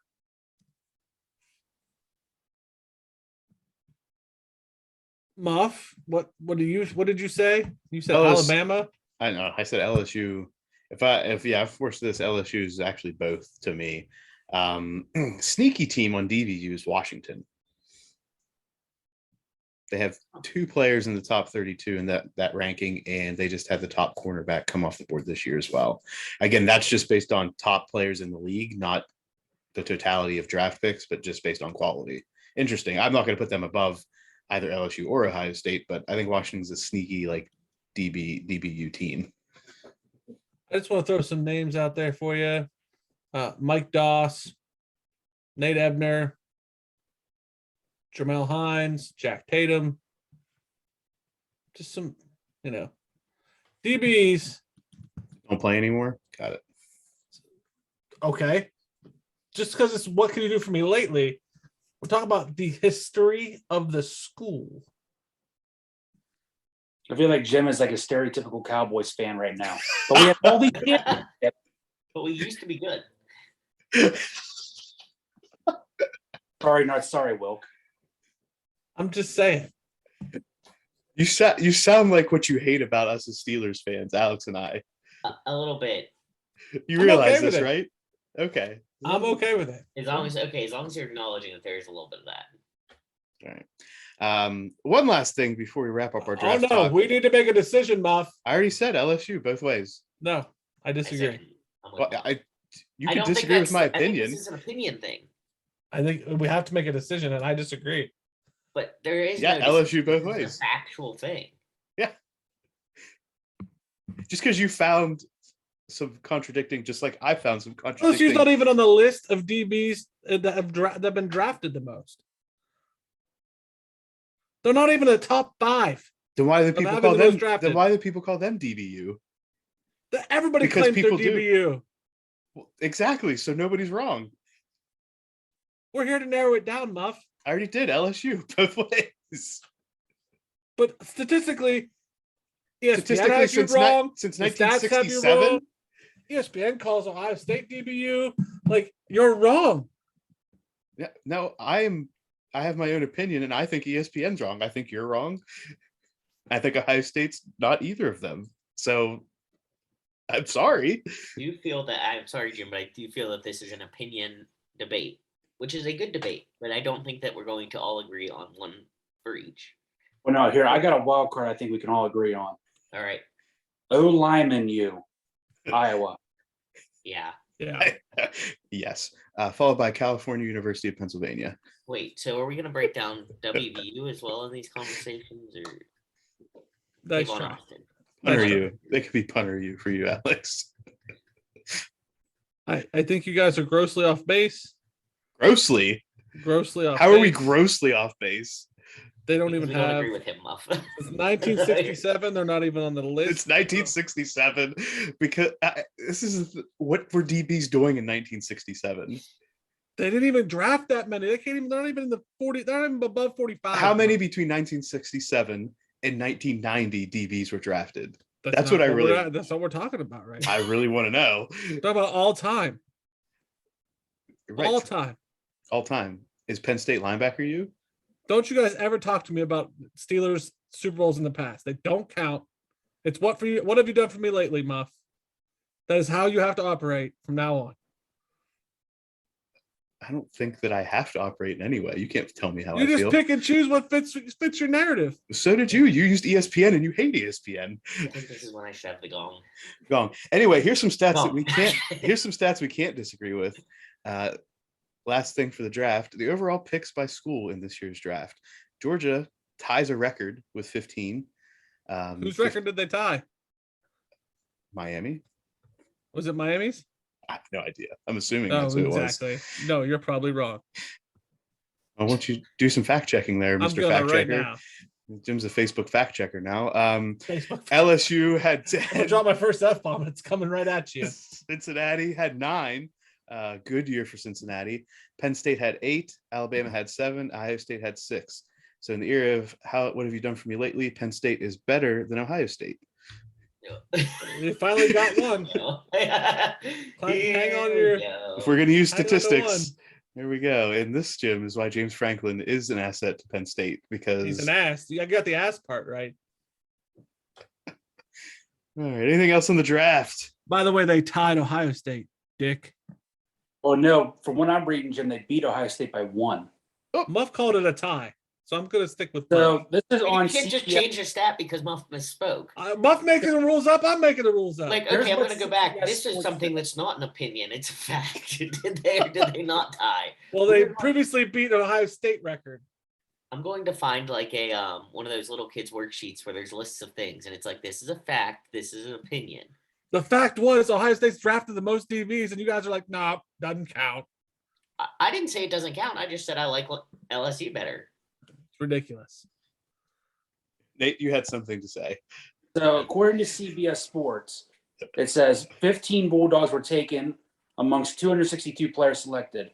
The record-setting haul for Georgia breaks the previous best of 14 players set by Ohio State in 2004 and matched by LSU in 2020. Sorry, in 2020. I can read two, Nate. I can read two. It's still So what going we're two. saying is that that Georgia set a record. Congratulations, So, Georgia. so this makes it worse for Ohio State because they didn't tie a record; they beat them. But at least they beat them. And I didn't hear Penn State mentioned there. Nope. I just told you Penn State. had more Antoine players than this year. Winfield, Jack Tatum, Mike Doss, Malcolm Jenkins, but we're just going to ignore all that. It's okay. I don't think that I'm necessarily Bunch ignoring them. I'm just saying that I dummies. like And LSU. how many of those were taken in the 60s and 70s? One, Who? Jack Tatum. Oh, because I remember him. You remember that time we talked about Jack Tatum ever on the podcast, Alex? I don't But remember. Do you Antoine remember? Winfield, Mike Doss, and Malcolm Jenkins. I didn't say they were That bad. was all that was all modern era, Muff. I didn't say they were bad. At no point did I said they were bad. That is true. At no point did he say they were bad. Let's move on. And that's the off season. This is Mount Massive. Oh wait, you Thank you. We didn't rename this segment, right? Not yet. Not yet. The name will probably change, but right now it's Mount Massive. All right. So in this segment, to keep up with the fights that have just transpired, we're going to name the top 5 pound for pound boxers of all time. I feel like this is not going to be as contested as it probably should be. We have some agreements. We have some disagreements. We have Alex. I'm not sure what you mean. I saw your list, buddy. I'm gonna let you start. I'm gonna let you give the reasoning for your list. So go ahead. All right. Well, I will start with Muhammad Ali as the number 1 boxer. Okay. George Foreman, because he made great little girls. He can be on there at number 2. I will put Sugar Ray Robinson because he wrote a great song, Sugar Sugar, How'd You Get So Fly, as number 3. Number 4, Mike Tyson, you bit someone's ear off. Way to go. You also have a really cool eye tattoo. And rounding out my Mount Massive at number 5 is Evander Holyfield because I feel bad for him because he lost part of his ear. So I'll give him this. Wait, what song were you Asterisk. attributing to Sugar Ray Robinson? Yeah, Sugar Sugar, how'd you get so fly? So Sugar Ray. Yeah. I just want to fly. Is that the song you're thinking about? I think so, now that you did say Okay. that. I was like, please get this right. But I also, when I think of him, I think of Sugar Sugar, how'd you get so fly? But also, I just want to fly goes with the. I just lumped it all together, and that's why I made my list. And your credibility for this segment is gone. Full disclosure, I don't watch much boxing. I don't know if that was obvious or not. Yeah. I think it was obvious. But I also would like to put an asterisk that I was being funny about the song. I know that Sugar Ray Robinson did not write music. Just because I feel like I need to get that out there before I get judged. Oh, you're judged. That's what I Muff. got. That's my Mount Massive. Yodeling. Yoo-hoo. All right. I'll go 5-1. Okay. At 5, I have George Foreman. He was beaten by Ali, but he still was relevant and was a devastating puncher. I think the girls help out a little bit as far as the relevance to the modern day and the current population, the current demographic. At 4, I have Willie Pep. Did not know who this man was until I did some researching. He had a record of 229, 11, and 1. So aside from just having a huge number of wins and having a good win-loss record, nobody. How many fights is that? 241. We're never going to see something like that again. Never. It's not going to happen. So just on pure like grit, Willie Pep's on the list, and because he had a really good record. Joe Louis is number 3 for me. 66-3 all-time record, 52 knockouts. The Brown Bomber held the title for 140 months and defended it a record 25 times at the heavyweight division. Number 2, I have Muhammad Ali, Cassius Clay, iconic. His fights stand the test of time, as well as his contributions to the sport of boxing. And at number 1, best pound for pound fighter, I have Sugar Ray Robinson, 173-19. 6-2 no contest to his record, 109 knockouts in 200 professional bouts. He held titles at welterweight and middleweight, and he was somebody that Muhammad Ali looked up to. My number 1. I just want to fly. Okay. Put your arms around me, baby. So my number 5 is Bernard Hopkins. He was 52-6-2, 2 no contests, 32 knockouts. He made a record 20 successful title defenses, shattering the record previously held by Carlos Moniz. He was the first fighter to defend, retain the world championships of all 4 major sanctioned bodies. And in 2011, he became the oldest man to ever win a world title when at the age of 46, he outpointed Jean Pascal for the WB light heavyweight title. What a feat. And he did it. It wasn't like some others in their prime or in the tail end of their prime. That was a hell of a fight. Number 4, and this is controversial, Floyd Mayweather. Money Mayweather. He undefeated boxer. Quite frankly, what he does in the ring, especially at the top of the prime, cannot be replicated. He beat some big names. Yes, what he does and what he stands for and most things in his personal life are shit, but as a boxer, damn good. Roberto Duran, 4 titles in 4 weight classes in an era when that was unheard of. He fought over 3 decades worth of a career. He would probably rank higher for me, except the storied no mas when he sat in the corner. And I mean, even he debates whether he said no mas or not, but I love Roberto Duran and the way he fights. Number 2 for me, Mike Tyson. Youngest man in history to win at the age of 20. He won the undisputed heavyweight title, unifying all the belts at the heavyweight division.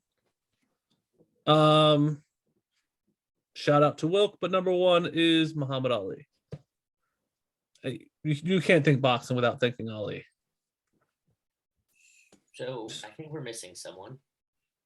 Okay. Rocky Balboa. Go on these lists. All right. You know, I really thought this was going to be like a slugfest, like we were going to argue, but you've taken the piss out of it, as my friend Connor says. Yeah. What can I say? I bring the light and love to the situation. He beat Apollo Creed. Yeah. Exactly. He beat a man who was in the Expendables. Exactly. Muff, I as far as your list goes, I take issue with probably George Foreman.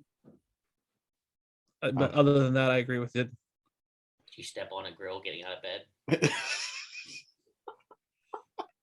Have you been wronged by a girl lately, Jim? Okay, and that's Mount Massive. Did George Foreman get a DBU? This is Quick Thoughts. Hello, everybody. Welcome back to A Quick Thoughts. This week, we are going to start in the world of boxing. We're going to tag right along their Mount Massive. Thankfully, I just have to read the topic and not give my commentary. Katie Taylor and Amanda Serrano fought Friday night in the main event inside a sold-out Madison Square Garden. The first time a female fight has been in the main event or sold out at the Garden. It was a great fight. Taylor won by split decision. Jake Paul represents Serrano. Taylor is from Ireland, so McGregor backs her. And they tweeted each other. What are your thoughts on this entire situation? I'll go first. First off, Jim go first. fantastic feat by these two ladies to sell out the Garden, main event a fight. Fantastic job. Also, the fight was hellacious. Great fight. Then for the controversy between Jake Paul, who represents Toronto, and Conor McGregor, I just want those two to fight and we can have over with. Like, they're morons, but I want to see them slug it out. Muff? The fact that we're even talking about Jake Paul and Conor McGregor with this, I didn't even watch this fight, but I saw the clip of about the last 30 to 40 seconds of it, and that was amazing. This is like, that was toe to toe, middle of the ring, just throwing bombs for a full minute at the end of their fight, the last round. So to a sold out Garden, it's everything I've seen as far as reaction from Twitter is this is the best fight they've seen in MSG for years. And for it to be the headline, to be the first female headline, is fantastic. So good to them. Jake Paul and Conor McGregor, get your butts out of this situation. Let these two have their day. Amen. Word. Moving on to the NBA, the National Basketball Association. We're getting down in Dribble Town. Joel Embiid. Wait, did we rename this league? Is this chicken related? Was that our? Oh yes, sorry. Chicken related league. Yeah. The chickens. Joel Embiid out indefinitely with an orbital fracture and a mild concussion after taking an elbow to the face over the weekend. Without Joel Embiid, can the 76ers still make a run? Muff. No, they cannot. And the fact that he was in the game still with 4 minutes left, up 29, Doc Rivers should be fired at the end of the season just for that. 29 to close out the series with 4 minutes left. I don't care what dream team you put out there, they're not going to make up that deficit with 4 minutes left. So why is your franchise player out on the court to have something like this happen? It was not intentional, but he's out indefinitely now. Orbital fracture. He's going to be like Rip Hamilton coming back with a mask. Dumb. Word. Jim, thoughts? I agree that it was dumb. I don't know that the indefinitely tag is necessary. I think you let him get through the mild concussion protocol, put a mask on him, send him back out there. This is the playoffs, baby. Yeah, but so, okay. The medical degenerate will now step in. Orbital fractures are a lot more dangerous than they seem. Because your eye nerves and muscles and stuff can get pinched in those little like break holes, and you can lose your vision. So it's not just like a fracture problem and like pain. It's like actually like you can go blind. Yeah, but what if you break it up here? You have muscles all around your eye. But if I break it up here, can the chick get pinched? Yes. Your superior. Put a mask on, let it roll. Okay. Hey, Fauci, calm down over there. I just wanted to make sure that you had all your facts before you made your decision, but clearly you're going to lie in that bed. Yep. The Lakers front office is internally blaming LeBron James and Anthony Davis for the trade to acquire Russell Westbrook. Is this the right move for the Lakers front office to be making to tangle with LeBron? Jim? I don't like this question at all. One, who in the Lakers front office is blaming LeBron? Like, do we know who? Is it Jeannie Buss? Is it Pelinka? Like, last I checked, those guys are like simpatico with LeBron. And are we going to say that Russ is the reason the Lakers perform so shitty?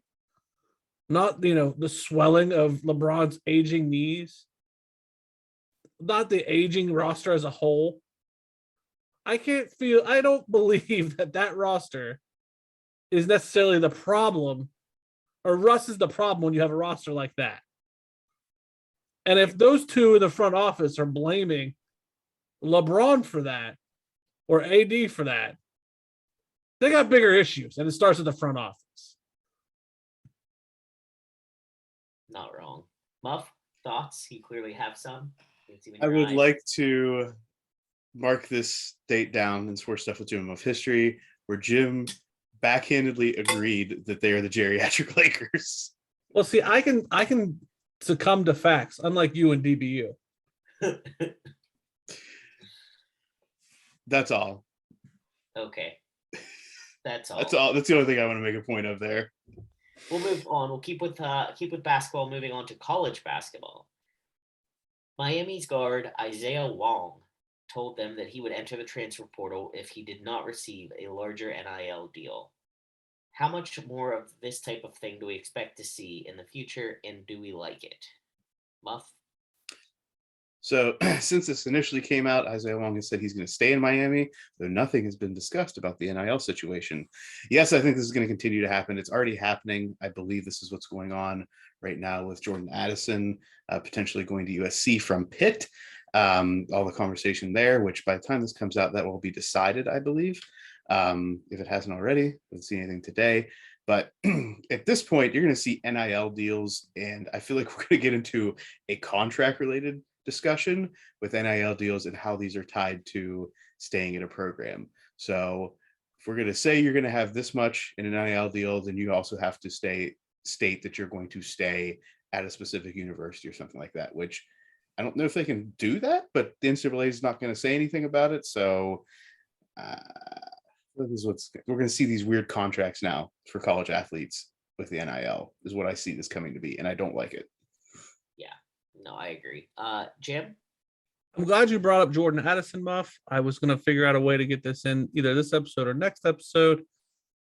I listened to a thing this weekend where obviously the leadership has been thrown back on the conferences, so on and so forth. And a pundit was trying to pontificate, how do you figure out this NIL deal? Everybody wants to bitch and moan about it, but nobody has a solution. That was literally a tweet that he set the world on fire with. And one of the suggestions that was made was maybe you put a salary cap on NIL deals. Okay, well, and then how do you do that, right? So maybe, and this is what one of these radio hosts said, maybe you reverse engineer it.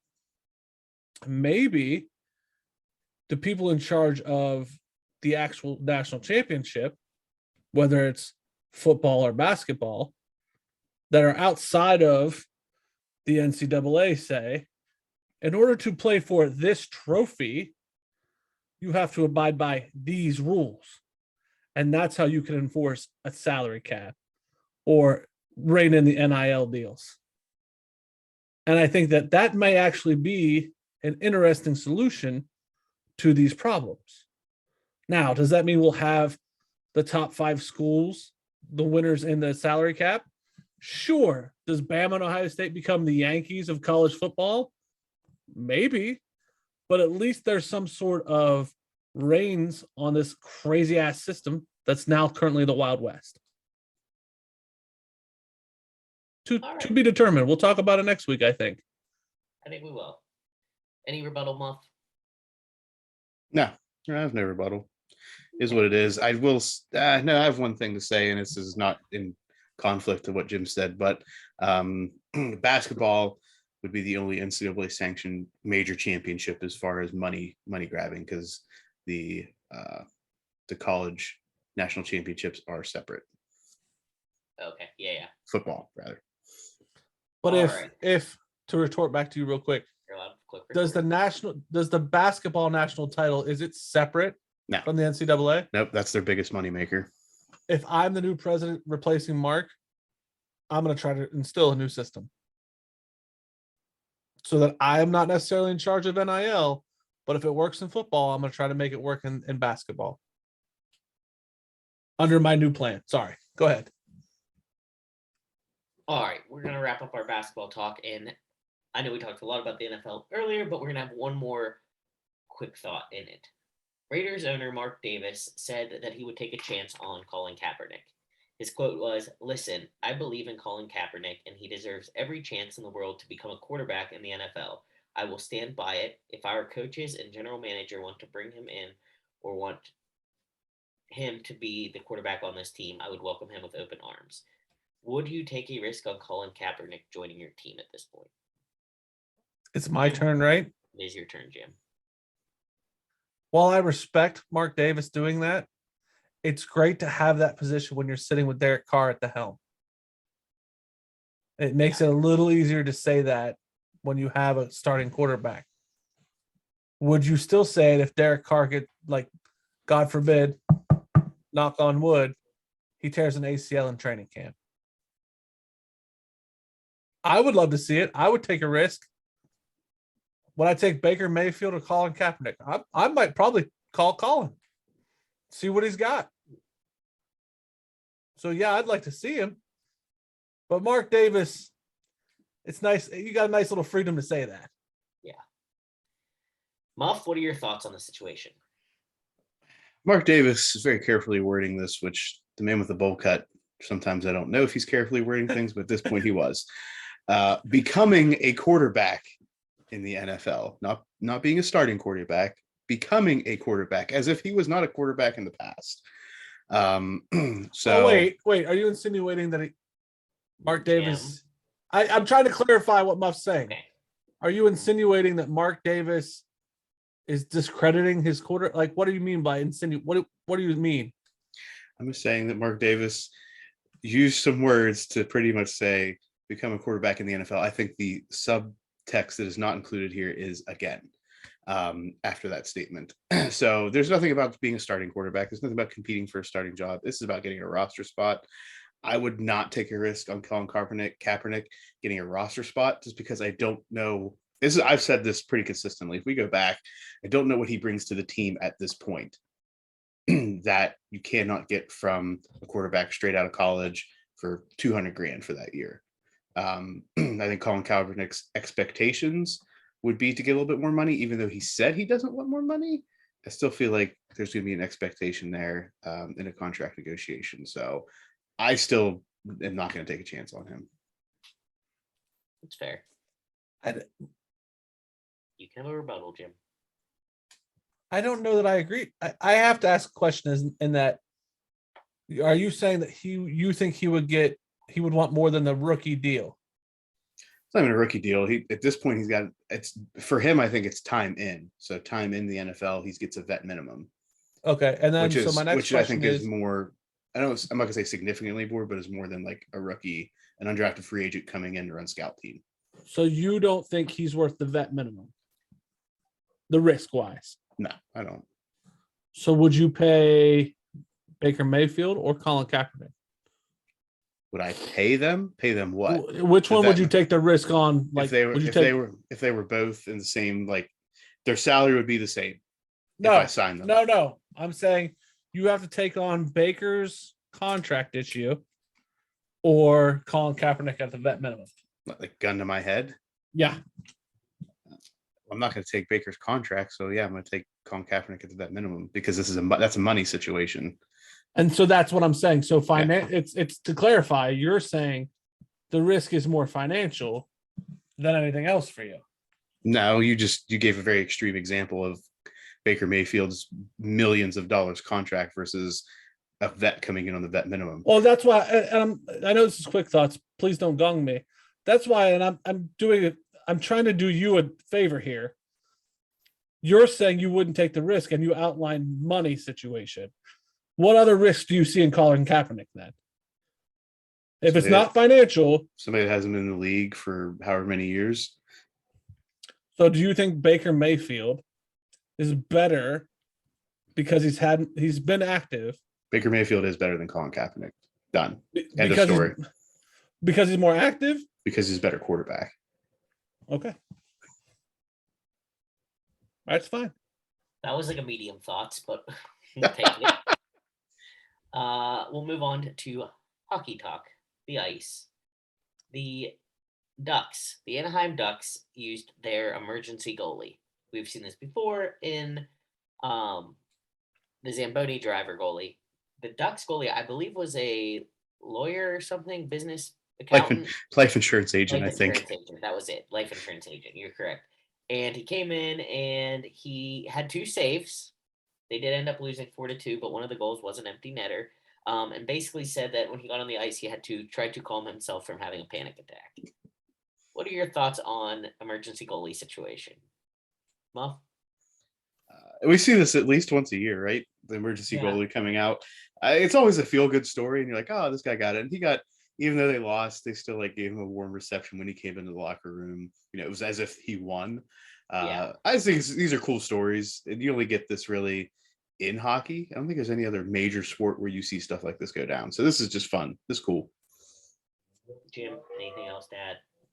No, I think it's cool. I have nothing else. It is. It's just fun. It's fun. It was somewhere we could mention it. Go life insurance agent. A different topic. Evander Kane.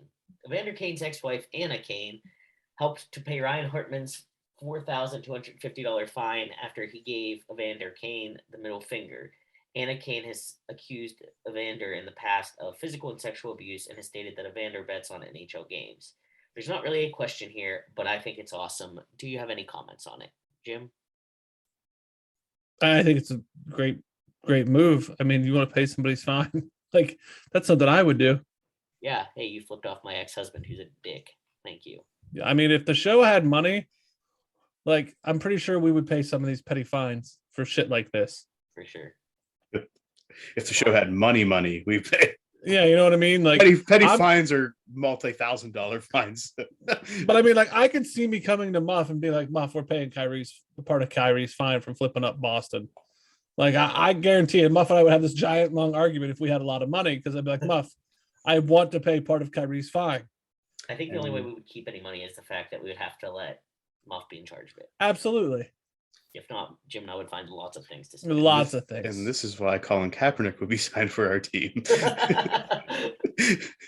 All right. No real comments there, but that's hockey news for everyone else. The MLB. Trevor Bauer gets a 2-year suspension from baseball while awaiting results in a civil suit related to various accusations of sexual misconduct. Did the MLB get this right? Muff. The MLB's doing what's normal to their process. This is the longest suspension.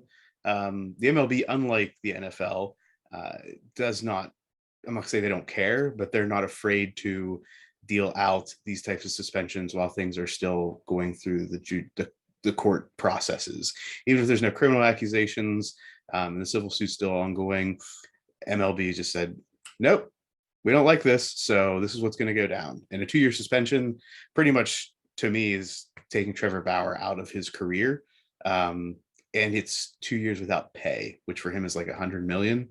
So this hits him right in the kissa. And if any level of what has been accused of him is true, this is maybe even not enough. So yes, I think the MLB got this right with the information they have now. Fuck Trevor Bauer. Yeah. There you go. There you have it, folks. You heard it here first. We agree. Do bad things, do hard time. He's not going to do any time, but Well, I mean, sentence time, like suspension time. got it. Being a literal moth. All right. Kyle Schwarber, he goes absolutely nuts on Angel Hernandez after a third strike was called in the 9th inning after an all-around poor umpiring night from Hernandez. According to a Twitter page that I found that basically audits umpire performances, Hernandez missed 19 calls and he rang up 6 batters on pitches outside of the strike zone. This rekindles the topic of automatic strike zone technology for use in the MLB. Do you have thoughts on benefits of ABS, automated balls and strikes? Jim? I think they should do this. I don't understand why we have grown-ass men making the scenes behind the plate, thinking they're the god of baseball.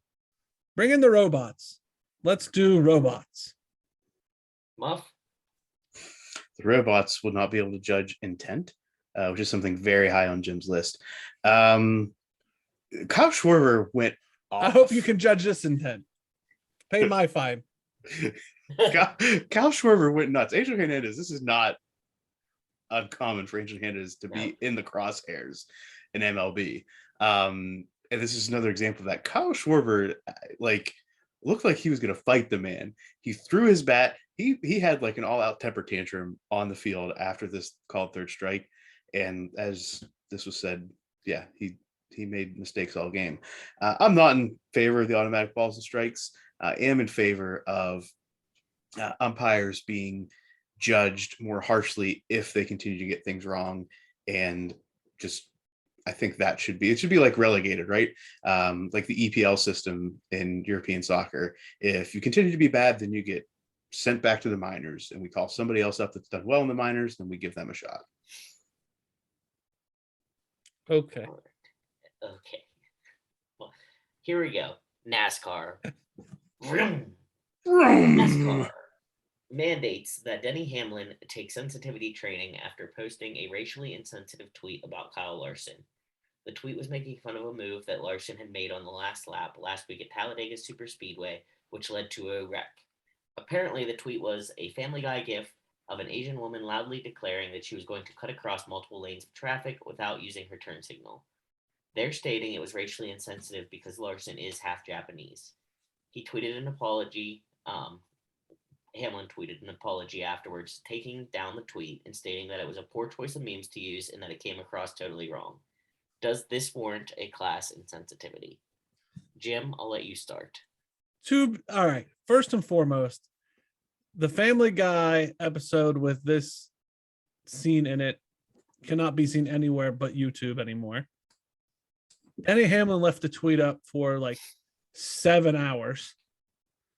Little background on Kyle Larson. He was the one who said during COVID some racist shit on the simulator that all the NASCAR guys were playing on when they couldn't race.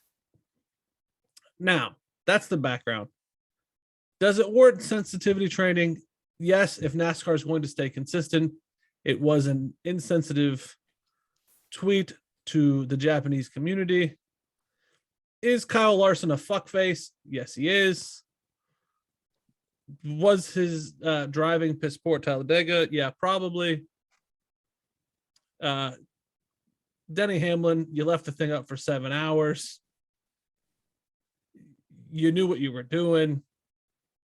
Even some of the things I read after, like when they asked him about, hey, you've got sanctioned by NASCAR, he was kind of like, yeah, I mean, I see what they're saying, but it was kind of funny. But I know why I'm going to sensitivity training.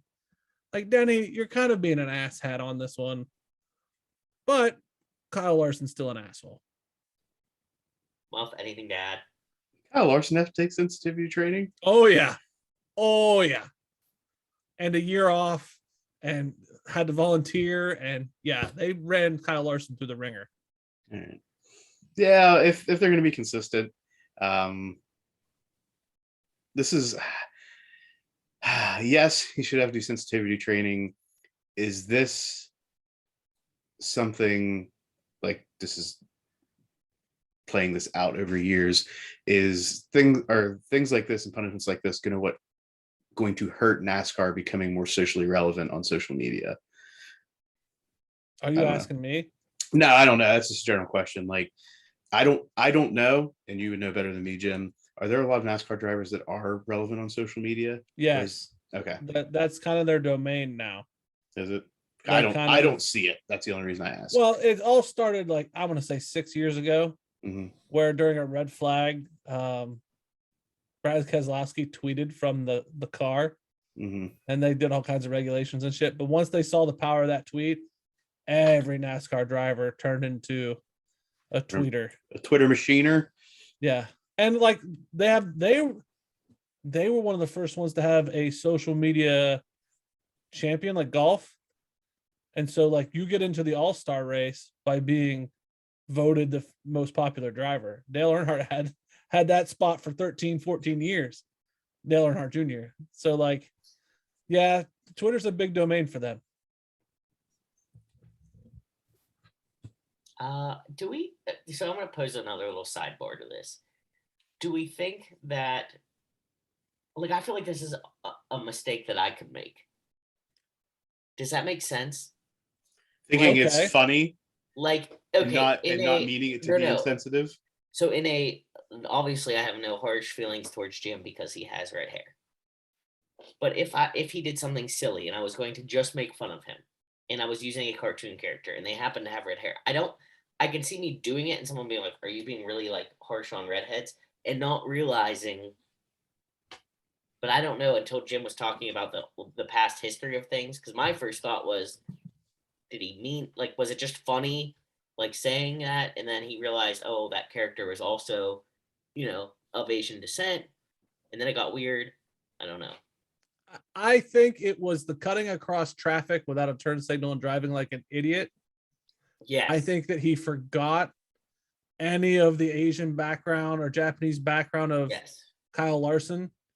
And then once that all fell down on him, he's kind of like, you guys missed the joke. I didn't mean that.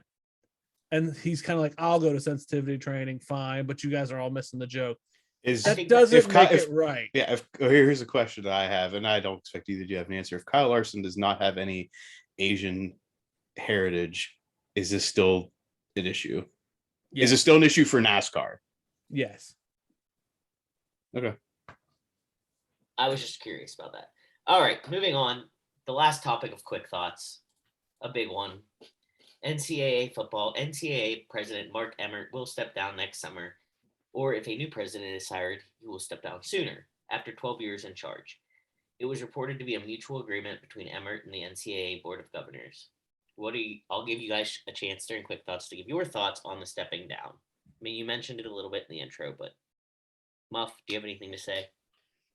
Yeah, I think we all knew this was coming whenever Mark Emmert, was it 10, 12 years ago, said that NIL, what has become NIL, would never happen in college sports under his watch. Then it happened, and then he has refused to allow the NCAA to be a part of NIL, in fact, deflecting all of it.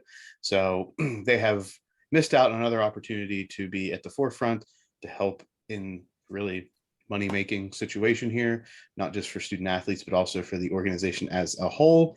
So NIL was the nail in the coffin for Mark Emmert, aside from everything else that's happened in the past couple of years with the treatment of athletes fairly across the equity line. So my thoughts are, I expected this and be interested to see what the first 6 months of the new person coming in is going to look like and what initiatives they're going to be moving on.